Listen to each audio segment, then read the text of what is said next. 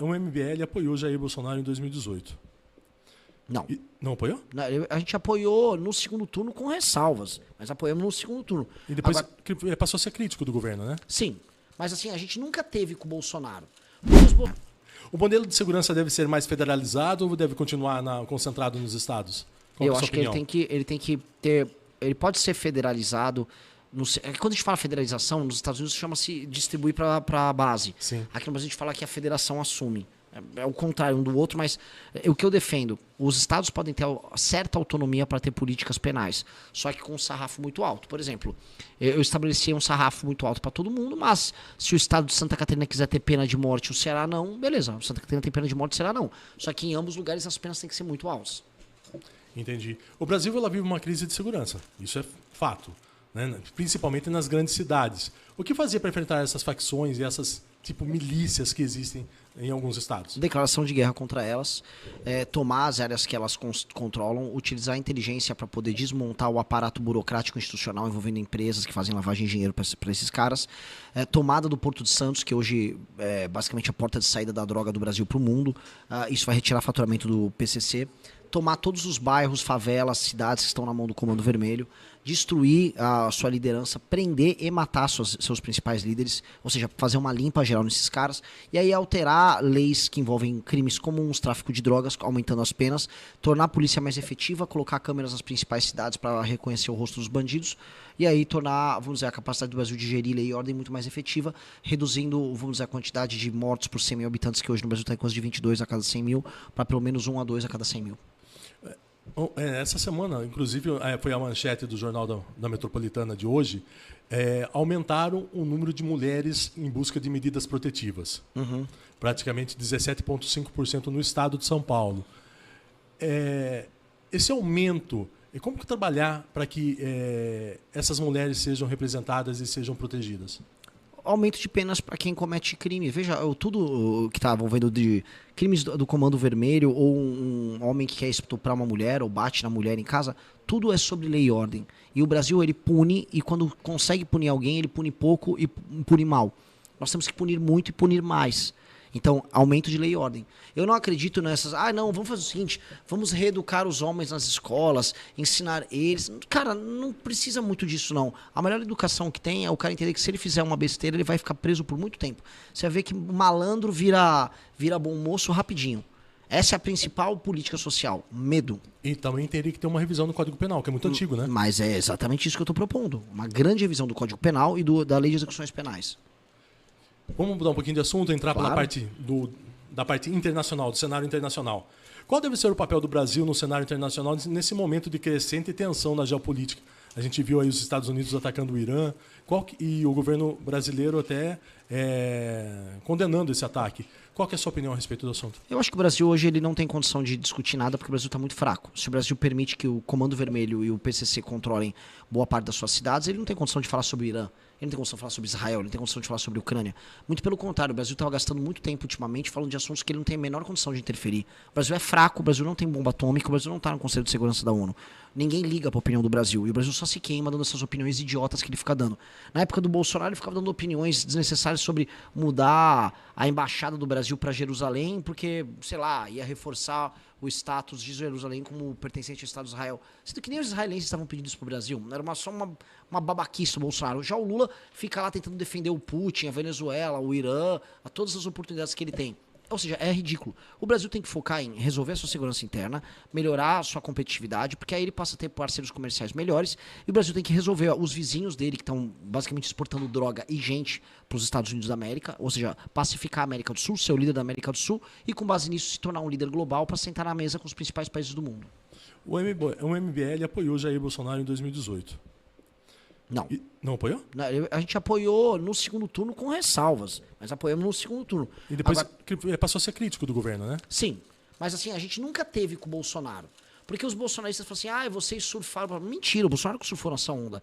Quem fez as manifestações pelo impeachment da Dilma Rousseff foi o MBL. O Bolsonaro veio aparecer pra valer Inclusive, depois. você se destacou nisso, né? Você foi um dos destaques na questão do impeachment da Dilma, Sim, né? eu fundei o MBL, eu convoquei com os rapazes as primeiras manifestações e eu fui vice-presidente do comitê do impeachment lá em Brasília. Então, eu fui um dos organizadores centrais desse processo. E aí mudou, se tornou crítico do governo do Jair Bolsonaro. Sim, eu já era crítico. Sim, mas qual que foi o maior motivo para ser... São muitos. O Bolsonaro é fraco, o Bolsonaro é corrupto, o filho dele é corrupto, ele traiu os eleitores.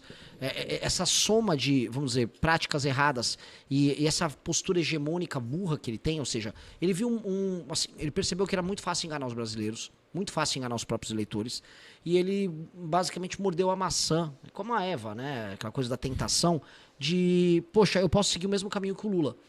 Ele tinha a opção de não ser o Lula, ele escolheu ser um Lula.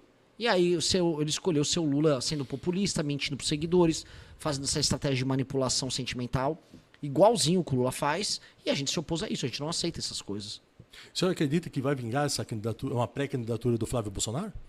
Como pré-candidatura, sim. E até como candidatura, vamos dizer, para ficar entre os 3 primeiros, ele vai ficar entre os 3 primeiros em qualquer cenário. Sua pré-candidatura, vamos falar de você agora. Sua pré-candidatura é para disputar de fato ou é somente para fortalecer o partido? Não existe isso de fortalecer partido. O partido a gente montou com o objetivo de ganhar eleições. Foi muito esforço, muita gente debaixo do sol coletando assinatura. Aqui em Piracicaba, inclusive, tô com uma coletora me olhando. Os coletores me fiscalizam. Né? Eles nunca vão deixar eu criar basicamente um partido para participar. Tipo, o importante é competir. É para ganhar. Que perfil de eleitor o senhor pretende conquistar? Todos. Todos. Absolutamente todos. Hoje a gente tem é muito forte com o eleitorado jovem e homem, mas nesse instante a gente está começando a fazer a abertura do eleitorado mais feminino. Inclusive no TikTok, o número de seguidoras... Inclusive é o maior colégio eleitoral, é o colégio feminino, sim. Né? Mas, por exemplo, eu vou muito melhor entre homens do que mulheres. Dito isso, no TikTok, meu público já é igual homem e mulher. Então há um processo de mudança. O Brasil precisa de uma reforma política urgente. Qual seria a principal mudança? Muitas, né? Com algumas coisas que eu faria. Eu trocaria o modelo proporcional de lista aberta, que é o que a gente tem, para o distrital misto. Certo. Então, um modelo que teria distritos, e as pessoas poderiam votar em políticos do distrito. Cada distrito elegeria um político. E, paralelamente, os partidos teriam uma lista fechada, montada pelo partido, com candidatos com voto de opinião. Isso ia tirar 2 tipos de político. O político tipo Tiririca, que eles tacam só para ter voto, e hoje esse político que é da bancada do Instagram, que eles ficam lá no Congresso, eles eu tô lutando contra o sistema, puxa um monte de gente e fica só gravando vídeo, tipo Nicolas Ferreira. Então, eu acho que isso é muito... É interessante, melhora a qualidade da representação, tanto localmente quanto em termos ideológicos. Mas isso é uma das coisas. Outra coisa que eu mudaria é o sistema de incentivo na política brasileira e para os partidos políticos, porque hoje os partidos políticos servem apenas para coleta de votos em determinados locais para eleger deputados federais, e aí eles ganham fundo partidário, fundo eleitoral elegendo deputados, ganham as emendas que esses deputados têm, esses deputados jogam emenda na base, faz prefeito, e o prefeito serve apenas para administrar o dinheiro enviado para as emendas, para controlar contratos de lixo, etc., e ajudar a reeleger os deputados. Ou seja, é um ciclo estúpido, em que as pessoas não ganham nada com isso. Quem devia administrar bem os lugares são os prefeitos são apenas instrumentos dos deputados, os deputados são instrumentos do partido. A gente tem que corrigir isso. E como? O fundo partidário e o fundo eleitoral tem que ser determinado pela qualidade do trabalho do prefeito. Quem vai avaliar isso não é o eleitor, o eleitor não sabe avaliar. São critérios objetivos que envolvem segurança, cobertura de esgoto, saúde, atividade econômica, arrecadação. E isso cria, através desses instrumentos, vamos dizer, uma medida objetiva de avaliação que aí pode fazer com que o partido ganhe mais ou menos dinheiro do fundo partidário e do fundo eleitoral. E também o prefeito que não cumpre esses requisitos, ele perde os direitos políticos por 8 anos. Aí, assim, o sistema político está bem reformado. Como melhorar a relação entre os poderes e reduzir as crises institucionais? Tendo, acima de tudo, um líder no poder executivo, um presidente da República, que não seja corrupto ou que não chegue lá fazendo acordos que ele, enfim, não teria orgulho de contar em público. O senhor defende mudanças no sistema eleitoral brasileiro? O senhor já até falou sobre a questão da parte do misto, né? Do distrital misto. Não, o que eu citei aqui seriam mudanças eleitorais. Qual é hoje o maior problema do Brasil, no seu ponto de vista? Segurança pública. Segurança pública e depois corrupção. Qual decisão impopular um presidente precisa tomar para o país avançar? Mexer, especialmente agora, na aposentadoria de muitas categorias. Os militares são um deles. Outra medida é acabar com o modelo do Bolsa Família que existe para muita gente. Hoje o Bolsa Família atinge homens de 25 anos, marmanjos saudáveis que podiam trabalhar e estão botando dinheiro no bolso às custas de outras pessoas que estão ralando. O Bolsa Família passou a ser eleitoreiro, né? Lógico, mas ele sempre foi, mas ele passou a ser um instrumento de injustiça. Ou seja, hoje tem muita gente ganhando às custas do trabalho de outros. E nós vamos instituir frentes de trabalho em cidades que estão tomadas pelo Bolsa Família. Se é uma cidade que mais de 30% da população está vivendo de assistência, a gente vai instituir frente de trabalho e aí a gente vai contratar essa massa de homens e mulheres jovens e saudáveis para trabalharem para o governo. Eu até comentei contigo antes, o Renan já está preparado para viajar o Brasil todo? Olha, preparado eu tô. O problema é que, assim, as estradas que não estão preparadas, né? Para receber. Pô, assim, é muito precário. Tirando o estado de São Paulo, que realmente é muito bom. O estado de São Paulo é outra realidade. É outra realidade. Agora, o interior do Brasil, as estradas são uma piada. Tipo, assim, eu não sei quem vai me matar antes, um acidente de trânsito ou o Comando Vermelho nessas viagens. Espero que nenhum dos dois. Se eleito, qual seria a sua primeira grande medida no governo? Decretar estado de defesa. E o estado de defesa vai permitir que a gente entre nas favelas e nas áreas controladas pelo crime, que a polícia possa fazer incursão nas casas das pessoas para tirar os traficantes que se escondem, fazendo as pessoas de reféns. Vai permitir que a gente tenha meios operacionais para atuar, toque de recolher nesses lugares, para que a gente realmente destrua o crime organizado. E isso precisa começar no primeiro dia de mandato do presidente da República. Existe uma distância muito grande entre a população e o poder judiciário, o STF. Existem muitas críticas. O senhor concorda com essa maneira como é escolhido um ministro do STF, uma indicação presidencial? Ou o senhor acha que devia alterar essa escolha dos ministros? Eu acho que a gente fala muito sobre o STF e não por conta disso. A gente fala muito porque o STF ele tem muitas funções.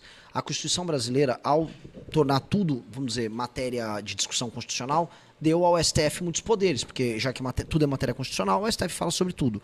E também por ter colocado o STF como o tribunal, vamos dizer, superior na hora de discussões criminais, especialmente de políticos. Então, eles têm muito poder. A gente tem que arrancar esses poderes deles. Se a gente arranca esses poderes do STF, acaba com decisão monocrática, cria um foro próprio, particular, com desembargadores sorteados ao redor do Brasil, que vão ter um mandato de 1 ano para poder jogar políticos, você vai ver que o poder do STF é completamente esvaziado.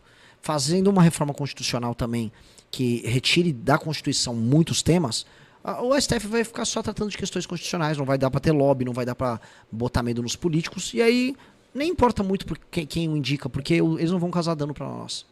Renan, quando o ex-presidente Jair Bolsonaro foi candidato em 2018, uma das plataformas dele para governar, ele disse que a maioria ou até 100% dos ministros dele seriam técnicos, não seriam políticos.